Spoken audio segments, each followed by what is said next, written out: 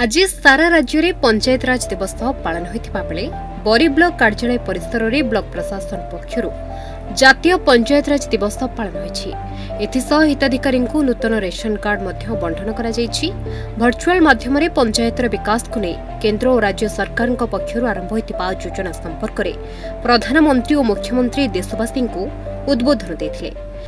एही परिप्रेक्ष्य आज बरी ब्लॉक अतिरिक्त बीडीओ महेश्वर सेठी नेतृत्व में जातीय पंचायत राज दिवस पालन होता।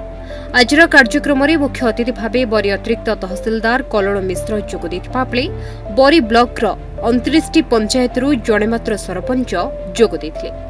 सेहीपरि बरी ब्लॉक अध्यक्ष उपाध्यक्षा अनुपस्थित रहिथिले। 28 पंचायतर लोक प्रतिनिधि माने अनुपस्थित रहिबा घटना आलोचनार प्रसंग होइछि।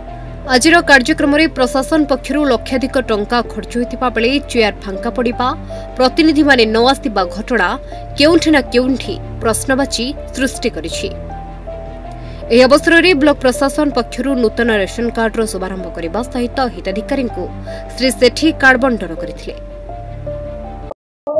समग्र भारत वर्ष में पंचायत दिवस एप्रिल 24 को केंद्र सरकार मानि समग्र भारत वर्ष प्रति राज्य अनुष्ठित होगी। यह किंतु ओडिशा रे कार्यकारी होउनथला। ए वर्ष बीजेपी सरकार आसला परे ओडिशा रे 24 एप्रिल को जातीय पंचायत दिवस पालन करूछि। 29 कोटी पंचायत सरपंच समिति सब माने अनुपस्थित ब्लॉक अध्यक्ष मत अनुपस्थित रहथिले। समस्त को आम निमंत्रण करूँ समस्त को कहीलु तो अच्छा कि माने कौन कारण तो मुझे जानी कि अनुपस्थित अच्छा कि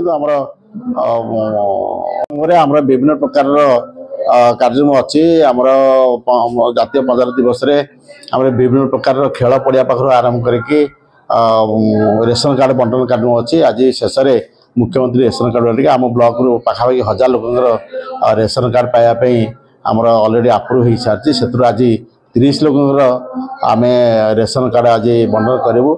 एवं सामग्रिक भाव में कह गले ओडिशा रे मुख्यमंत्री आज 4टी विभाग विभिन्न उन्नयनमूलक कार्यर आज शुभारंभ करेंगे जानकारी। जाजपुर बरीरू Sharmishtha Dwivedi report news India.